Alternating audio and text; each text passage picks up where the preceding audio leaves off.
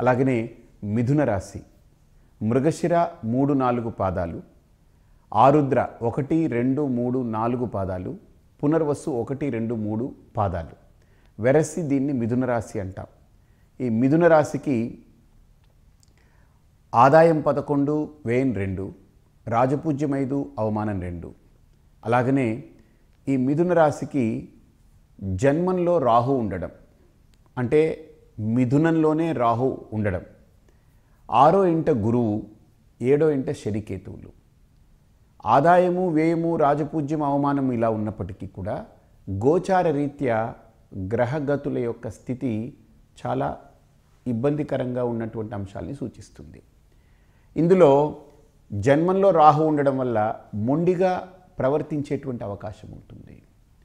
అలాగనే 6వ ఇంట గురుడు, గురు బలము తగ్గడం వల్ల, 6వ ఇంట్లో ఉండేటువంటి గురువు యొక్క బలము తగ్గడం వల్ల వాళ్ళకి సమాజంలో వాళ్ళ యొక్క పని ఏది చేస్తున్నా అది వ్యతిరేకంగా వెళ్ళడం, వాళ్ళు ఏది మాట్లాడినా అది వ్యతిరేకంగా వినిపించడం అనేటువంటివి గురు బలము లోపించడం వల్ల జరుగుతూ ఉంటుంది. అలాగనే శని కేతువులు, 7వ ఇంట శని కేతువు, సప్తమంలో శని ఉండడం, సప్తమంలో కేతు ఉండడం, దాన్ని రాహు వీక్షించడం. ఇంకోటి అత్యంత ప్రమాదకరం ఏంటంటే ఇప్పుడు వృషభ రాశిలో కుజుడి యొక్క సంచారంతో అష్టమ స్థితి నుండి చూస్తున్నాడు శనికేతువుల్ని. ఎప్పుడైతే మనకు ఈ శనికేతువులు సప్తమంలోకి వచ్చారో, ఈ వృషభ రాశి కుజుడు ఇవన్నీ కలిసిన తర్వాత మన దేశంలోనే కాదు, మన ప్రాంతంలోనే కాదు, ప్రపంచవ్యాప్తంగా కూడా ఉగ్ర దాడులు కానీ లేకపోతే బాంబ్ బ్లాస్టులు కానీ వీటన్నిటికీ ప్రణాళికలు వాళ్ళు రూపొందించుకుంటూ పథకాలు వేసుకుంటూ కూర్చుంటారు, పొంచి ఉంటారు వాళ్ళు. ఎప్పుడైతే కుజుడు వృషభం నుండి మిథున రాశిలోకి ఎంటర్ అవుతాడు, అంటే మిథునంలో రాహు ఉన్నాడు, ఆ రాహువుతో కుజుడు కలుస్తాడు.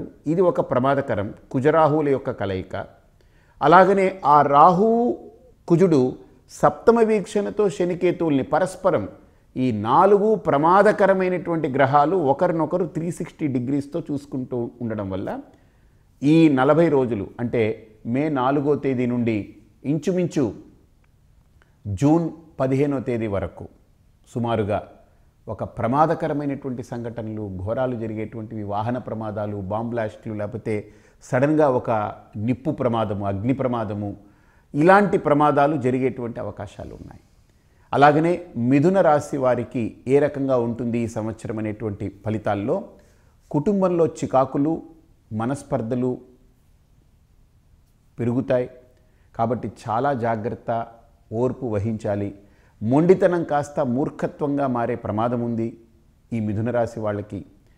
ఏప్రిల్, మే, జూన్ ఈ నెలల్లో రాహు, కుజుడు, శని, కేతు గ్రహాలు పరస్పరం 360 డిగ్రీల వీక్షణంతో, తీవ్రమైనటువంటి వీక్షణంతో ఉంటారు. కాబట్టి ఈ సమయంలో, అంటే ఏప్రిల్, మే, జూన్ ఈ 3 నెలలు వాళ్ళు చాలా చాలా చాలా జాగ్రత్తలు పాటించాలి. అలాగనే వాహన ప్రమాదాలు ఉండే అవకాశాలు ఉన్నాయి. ఉద్యోగులు అనవసరంగా వివాదాల్లో చిక్కుకుంటారు.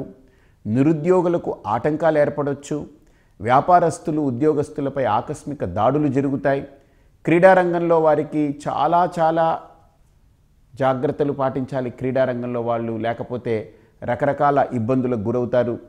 శరీరంలో నలత, కాంతిహీనత, నరాల బలహీనత, ఉదర సంబంధ వ్యాధులు, గ్యాసు ప్రాబ్లమ్స్ వల్ల వాళ్ళకి చాలా ఇబ్బందులు ఉంటాయి. గర్భిణీ స్త్రీలు కూడా చాలా జాగ్రత్తలు పాటించాలి.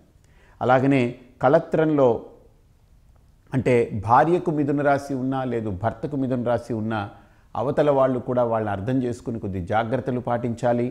మిథున రాశి వారు ఎంత మౌనంగా ఉండగలిగితే అంత మంచిది. నిర్ణయాలను కొద్దిగా వాయిదా వేసుకోవడం మంచిది. విద్యార్థులు అసంతృప్తి చెందకుండా కఠోరమైన పరిశ్రమతో విజయం సాధించే దిశగా అడుగులు వేయాలి. అలాగనే మిథున రాశి వారికి ఈ సంవత్సరం కొన్ని ఇబ్బందులు ఉన్నాయి. సెప్టెంబర్ నెలలో గురువు 6 నుంచి 7కి మారుతున్నాడు, అంటే సెప్టెంబర్ తర్వాత వీళ్ళకి ఊరట వస్తుంది మిథున రాశి వాళ్ళకి. అలాగనే జనవరి నుండి శని సప్తమం నుంచి అష్టమానికి వెళతాడు. తన మకర సంచారం చేస్తూ మకరంలో ఉండి అష్టమ స్థానానికి వెళతాడు. అంటే మకరంలో ఉండడం వల్ల లాభమే, కానీ అష్టమ స్థానం మళ్ళీ శనికి వాంఛనీయం కాదు, కాస్త ఇబ్బందులు ఉంటుంది. కాబట్టి ఓవరాల్గా మిథున రాశి వాళ్ళకి ఈ శని గురువుల యొక్క మార్పుతోటి కాస్త ఊరట లభిస్తుంది. కాబట్టి మిగతా సంవత్సరం అంటే ఈ పూర్వార్ధం కానీ సెప్టెంబర్ వరకు కానీ వాళ్ళు చాలా జాగ్రత్తలు పాటించాలి. శనివారము మంగళవారము వాళ్ళు గోవుకి గ్రాసం చేయించాలి. మంగళవారం నాడైతే గోవుకి కందులు తినిపించడం మంచిది.